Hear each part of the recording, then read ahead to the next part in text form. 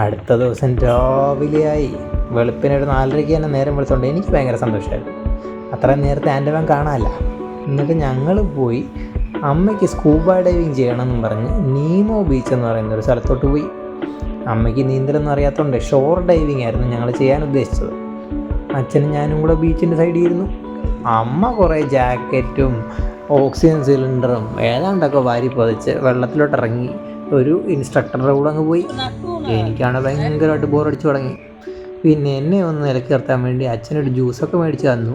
പക്ഷെ ആ സ്ഥലം എനിക്കെന്തോ അത്ര അങ്ങോട്ട് ഇഷ്ടമായില്ല കേട്ടോ. അവിടെ കുറേ പട്ടികളൊക്കെ ഉണ്ടായിരുന്നു. അതാണ് ഇടയ്ക്കിടയ്ക്ക് ശല്യം ചെയ്യാൻ വന്നത്.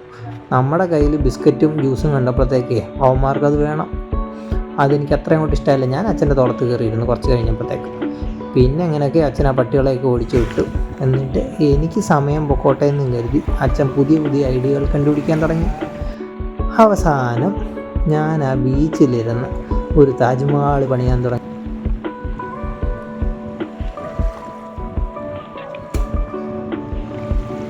അച്ഛനാണല്ലോ പല രീതിയിൽ നിന്നും ഇരുന്നും ഒക്കെ ഫോട്ടോയും വീഡിയോ എടുത്ത് എന്തോ വലിയ സംഭവമാണെന്ന് തെളിയിക്കാനുള്ള ശ്രമത്തിലാണ്. വഴിയെ പോകുന്നൊരു കുഞ്ഞു ജീവിയെ പോലും വെറുതെ വിടുന്ന ലക്ഷണമില്ല. അപ്പോൾ കണ്ടോണം, ഒരാൾ വരുന്നുണ്ടേ.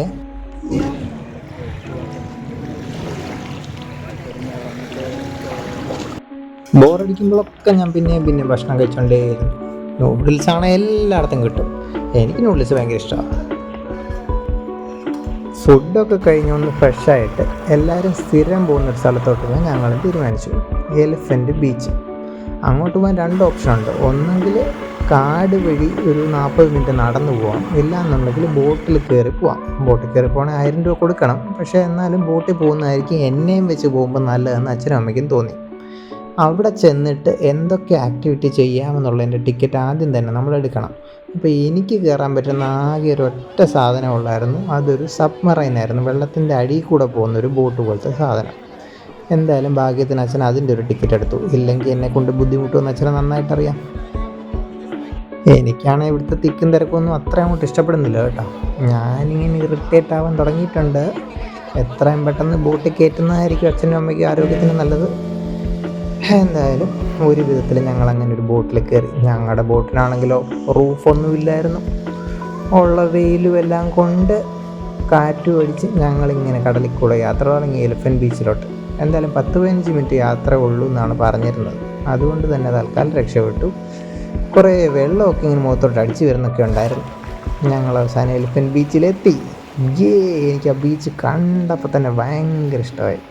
ചുറ്റും നോക്കുമ്പോൾ എന്തുമാത്രം സാധനങ്ങളാണ് കളിക്കാനുള്ളത്. പക്ഷേ ആൾക്കാരൊക്കെ കളിക്കാനുള്ള സാധനത്തിൻ്റെ അടുത്തോട്ടൊന്നും അല്ല പോകുന്നത് കേട്ടോ. അച്ഛനാണെങ്കിൽ ചുറ്റുമുള്ള വീഡിയോയും വെള്ളവും ബോട്ടും ഒക്കെ ഇങ്ങനെ പിന്നെയും എടുത്തുകൊണ്ടേയിരിക്കും. എനിക്കറിഞ്ഞൂടാ അച്ഛൻ എന്താ കുഴപ്പം. ഇതൊന്നും ആസ്വദിക്കാനേ അച്ഛനും തോന്നുന്നില്ല എന്ന് തോന്നുന്നു. ഞാൻ ചാടിപ്പോയി അതിലോട്ട് കയറാൻ തുടങ്ങിയപ്പോഴത്തേക്ക് അച്ഛനെന്നെ പിടിച്ച് വലിച്ചുകൊണ്ട് വേറൊരു വഴി കൂടെ പോന്നു. ഈ വഴിയാണെങ്കിലോ വെള്ളത്തിൻ്റെ മുകളിൽ കൂടി ഇട്ടേക്കുന്നൊരു പാതയാണ് കേട്ടോ. അതാണെങ്കിൽ ഒരു ബാലൻസും കിട്ടാത്ത രീതിയിലൊക്കെ പോകുന്നുണ്ട്. ഒരു വ്യക്തി അച്ഛനെയും പിടിച്ച് ഞങ്ങൾ അടുത്ത സാധനത്തിൽ കയറാൻ പോയി. സബ്മറൈൻ സംഭവം എന്തുവാന്നൊരു എക്സൈറ്റ്മെൻറ്റൊക്കെ എനിക്കുണ്ട്. എന്തായാലും അതിൻ്റെ അകത്തൂടെ ചെന്ന് കയറി താഴോട്ടിറങ്ങിക്കഴിഞ്ഞപ്പോൾ എനിക്ക് മനസ്സിലായി വെള്ളത്തിൻ്റെ അടിയിലാണ് ഞങ്ങൾ ഇരിക്കാൻ പോകുന്നതെന്നുള്ളത്. എനിക്ക് കുറേയൊക്കെ ഇഷ്ടപ്പെട്ടിട്ടുണ്ട് കേട്ടോ. ഈ എന്തുവാ സംഭവം എന്നൊന്ന് നോക്കണം. വെള്ളത്തിൻ്റെ അടിയിൽ കൂടെ ഞങ്ങൾ യാത്ര തുടങ്ങി. കുറച്ച് ദൂരമൊക്കെ പോയി കഴിഞ്ഞപ്പോൾ മീനിൻ്റെയൊക്കെ കൂടുകൾ പോലെ കുറേ സ്ഥലങ്ങൾ ഞങ്ങൾ കണ്ട്. മീനിൻ്റെയൊക്കെ വീടൊക്കെ കാണാൻ എന്തൊരു ഭംഗിയാണ്. എനിക്കിതൊക്കെ ആദ്യമായിട്ട് കാണുന്നതുകൊണ്ട് ഭയങ്കര അത്ഭുതം തോന്നി. അപ്പോൾ അച്ഛൻ പറഞ്ഞു തരുന്നത് അമ്മ സ്കൂബ ഡൈവിങ്ങിന് പോയപ്പോൾ ഇതുപോലത്തെ സാധനങ്ങളാണ് കണ്ടിട്ടുണ്ടാകുകയെന്ന്. അമ്മ കണ്ട സാധനങ്ങളൊക്കെ ഞാനും കണ്ടു. എനിക്ക് സന്തോഷമായി. എന്തായാലും തിരിച്ചിറങ്ങി കഴിഞ്ഞപ്പോഴാണ് എനിക്ക് കുറച്ചുകൂടി ഒരു ആശ്വാസമായത്. വെള്ളത്തിൻ്റെ അടിയിൽ പോയതിനേക്കാളും എനിക്ക് ഈ വെള്ളത്തിന് വെളിയിലുള്ള ഈ മണ്ണിൽ കിടക്കുന്ന സാധനങ്ങളിലൊക്കെ കളിക്കാനേ എനിക്കിഷ്ടം. ഇനി ഇതിനകത്ത് ഏതിലേലും ഒന്ന് കയറണം.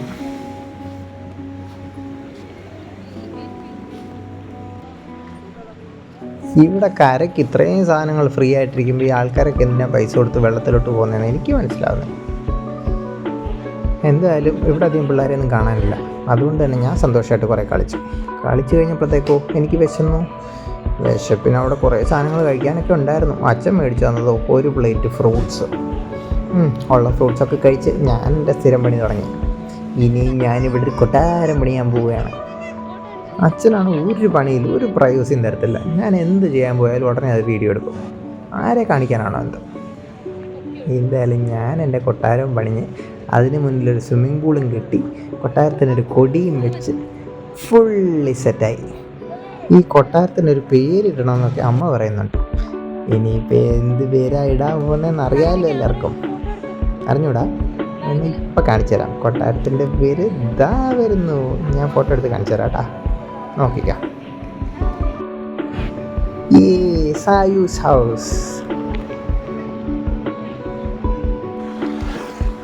എലിഫന്റ് ബീച്ചിൽ നിന്ന് തിരിച്ചെത്തി കഴിഞ്ഞ് ഒരു റെസ്റ്റ് പോലും എടുക്കാതെ അച്ഛനും അമ്മയും കൂടെ എന്നെയും കൊണ്ട് സ്കൂട്ടറിൽ കയറി അടുത്ത സ്ഥലത്തോട്ട് വെച്ച് പിടിക്കുക.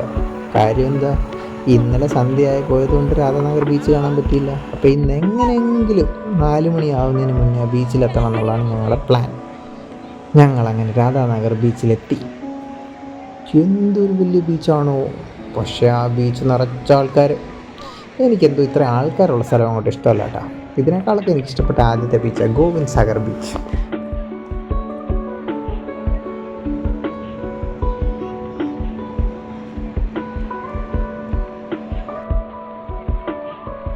ഇവിടെ ഏതോ പാവം കുറേ ഞണ്ടുകൾ കഷ്ടപ്പെട്ട് കുറച്ച് വീടൊക്കെ ഉണ്ടാക്കി വെച്ചിട്ടുണ്ട്.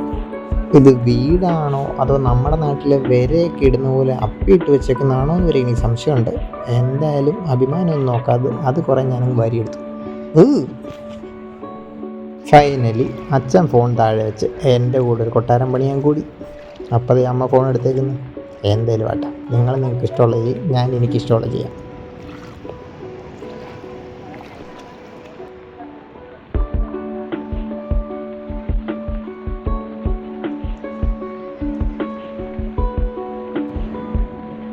രാജാവ് ബോട്ടിൽ കയറി നേരെ വന്ന് കടലിൽ ചാടണം കേട്ടോ. അച്ഛൻ അങ്ങനെയൊക്കെ പറഞ്ഞാൽ മതി. ബോട്ട് ഇതാ പോകുന്നു. ഇതിനെ ആരും വന്ന് പിടിച്ച് രക്ഷിക്കുമല്ലോ. അച്ഛനാണ് കൊട്ടാരത്തിലൊരു താജ്മഹൽ പണിഞ്ഞുകൊണ്ടിരിക്കുക. എനിക്ക് അങ്ങോട്ട് നല്ല ബോറടിച്ചു. അച്ഛൻ്റെ കൊട്ടാരം മൊത്തം ഞാൻ പൊളിച്ചു കളഞ്ഞു.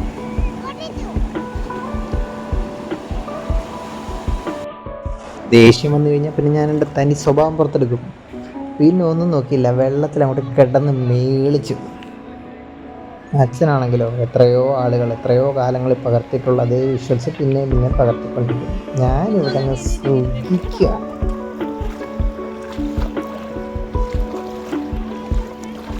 സന്തോഷം മൂത്തിട്ട് എന്ത് പറയണമെന്ന് പോലും എനിക്കറിയത്തില്ല.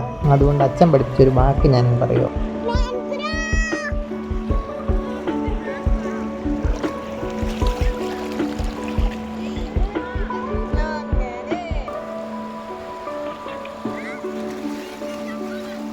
ഈ കൂട്ടത്തിൽ എന്നെക്കാൾ രസിക്കുന്ന വേറൊരുത്തിനോടുണ്ട് കേട്ടോ. അവനെയും തൊട്ടാൽ കൊള്ളാമെന്നൊക്കെ ഉണ്ട്, പക്ഷെ പേടി കാരണം ഞാൻ അടുത്തോട്ട് പോയി. ഇതായിരുന്നു ഞാൻ കണ്ട സ്വപ്നം. കുറേ മണലിനകത്ത് സുഖമായിട്ട് അങ്ങോട്ട് കളിക്കുക. പറ്റുകയാണെങ്കിൽ മണ്ണിൽ വരെ തലയിൽ കൂടെ ഇടണമെന്നുണ്ട്. പക്ഷെ വേണ്ട, അച്ഛനെ ചിലപ്പോൾ ഭ്രാന്ത് കയറിയിട്ട് ഇപ്പം തന്നെ തിരിച്ച് നാട്ടിൽ കൊണ്ടുപോകും.